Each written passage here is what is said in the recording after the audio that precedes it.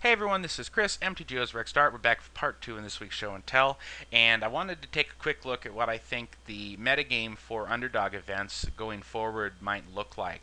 And I wanted to focus on what I thought were the more powerful decks in the endangered tab of the underdog suite, as it were, just because we have seen that the decks that hadn't previously won, the more powerful of those are starting to get knocked off. I think Druids was probably the most powerful remaining, but Beasts is still out there, probably looking to get knocked off in the next few months as well.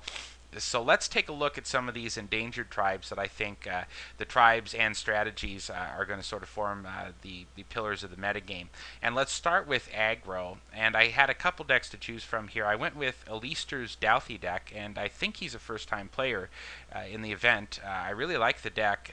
Mia Hitlor played Soltari, which is the white version of Weenie Shadow creatures. But Alister's deck has the more interesting dark ritual into a hatred thing here to get a quick win out of nowhere. Now the shadow creatures can only be blocked by other creatures with shadow, but in turn can only block creatures that have shadow. So they're not very good on the defensive. You're kind of forcing yourself to go all in, unless of course the Douthie deck gets paired against the Soltari deck, like happened in round 1 this past week. But if anyone had video of that, I would have liked to see that. Now I like Douthie's choice of using some mana acceleration here because all these guys are 2-drops. So Chrome Mox is a really nice one to allow him to put one of these guys out on turn 1, and then if the opponent doesn't have an answer, you can go for a hatred kill right thereafter. Going back to the old Halcyon days of the Douthie Slayer back in Tempest Block. Now, Hatred is, of course, a risky one because if your opponent has instant speed removal and you go all in on it, you can find yourself at 1 life very quickly. But you don't have to go in all in on the Hatred plan, and this deck has other ways to get in there. And Sword of Fire and Ice is a nice one. Any kind of swords on shadow guys that are unblockable. I think that's something that we've seen in the past, and we are definitely going to be seeing again a lot in the event. Certainly, once Soldiers gets knocked out as from the unhallowed ranks, I think that we'll see Mia Hitlor playing Soltari a lot. He used to play that deck a lot during the endangered events, so it's something to be prepared for, something to stay on the lookout for. But I was happy to be able to feature Alister's deck here this week as my aggro component of the metagame. Now we're going to move on to mid-range, another extremely popular endangered tribe, and this is Kavu. And they could be built in Jund colors, but you're usually going to see it in Naya colors. And the reason is because there's a lot of naturally good synergies here. You're playing a mid-range deck. Flametongue Kavu is the thing that probably draws you to this deck initially, and then you start thinking, you know, well, how am I going to take advantage of this? I obviously want to be able to punish the weenie decks, take control in the mid game with nice 2-for-1s like this guy, and so that leads you into, well, hey, you know, punishing Fire Grove with the Burn Willows combo, of course, the punishing fire, for those not aware, I don't know how you wouldn't be, but you basically get to return it from your graveyard to your hand whenever an opponent gains life, and of course you can tap the Grove of the Burn Willows to accomplish that. So it's very punishing to weenie decks, and it also allows the mid-range deck to have a little bit of inevitability in a control matchup, because you can just keep bringing this thing back and back and back. It's pretty slow, but you know, it's a little cheaper mana-wise than, say, doing that with Hammer of Bogardan or something. So it's got that same sort of utility in that matchup.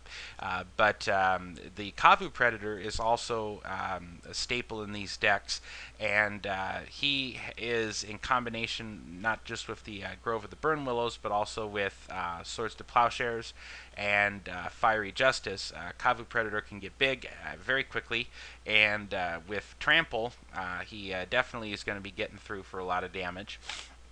Fiery Justice is an old one from Ice Age that was reprinted in Time Spiral Block, and it deals 5 damage divided as you choose among any number of target creatures and or players for the mere cost of 3 mana, so it's very efficient if you're in those colors. You can use it to pick off a few opposing creatures, and then if there's any leftover damage, you just spill it onto the opposing player to basically negate the excess life gain that player was going to get. But of course the life gain still occurs, so you still grow the Predator. He opted here, instead of using, say, the Radiant Kavu, I think, or the Raging Kavu, there are a couple that are in these colors you could use. He opted to just go with Taurian Mauler, which is a shapeshifter. You are allowed to use up to 4 shapeshifters. I think it's an interesting choice. He may be more powerful than those options, and he can grow big very quickly, and very nice. Have a couple Rancors in your pocket to possibly slap on him. So anyways, this was, I thought, a very nice example of sort of the archetypical Kavu mid-range deck, and again, something I think we will see a lot of going forward. And then finally, another look. I know I've probably looked at this one last month, but I know Nagarjuna has told me he intends to keep playing this for a while, and I think it's one that we will see a lot of people adopt over the course of the year, which is Rats as a Reanimator deck. And basically the advantage of using Rats as part of your Reanimator shell is, obviously you could use just a bunch of big creatures and put all the reanimation enabling stuff in your spell slots, but Rats give you a way to not only, you have some ways to use them as discard outlets to dump your own fatties in the yard, and they also provide disruption at the same time against your opponent. So that's a pretty solid choice. He's got the Drainpipe Vermin and the Pack Rat that both enable discard outlets, and Pack Rat on its own can take over a game if you give it enough time, which you won't always get. It's not Return to Ravnica block limited, mind you, but that does give you that. And then of course Crypt Rats is a way to finish the game with the direct damage element, or just act as a control element and be able to wipe the opponent's board. The choice of reanimation targets here, Blazing Archon, Imperial Archangel, these are the normal things you see in Reanimator. Grizzlebrand, which has been adopted pretty heavily, he's got a full 3 of those in order to take advantage of that, although, you know, for the most part he's relying on Entomb here. He's not got like Careful Study, Faithless Looting, something like that, where he would expect to draw into this and pitch it.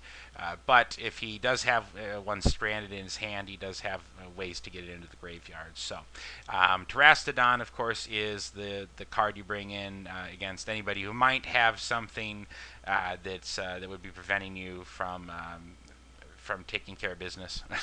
Again, I don't know what normally that would be that Terastodon would need to blow up, since there isn't. If your opponent has Graveyard Hate, you're not going to be able to get this guy because you can't hard cast him anyways. There's no alternate plan for getting him into play. So in this deck, you would mostly be looking at blowing up the one guy that for some reason has an Ensnaring Bridge. I'm not sure. But it is there to pick off some troublesome permanents. If for some reason something's stopping you from going off, you want to have some kind of answer in the deck. You'd be better to have it than not, especially if you've got a set of Entombs. So those are example of decks that I think are going to be part of the pillars of the metagame going forward. Those are not the only decks that will. Obviously the aggro control rebel decks that I've covered extensively before and were played in substantial numbers again, I think that will be a part of it as well. But I just wanted to highlight a few decks here to give you an idea of the metagame going forward, now that some of the better unhallowed tribes have been knocked out, and just something to think about. So anyways, that's it for this week. Short week, thank God, after last week's marathon, and I will catch you next week.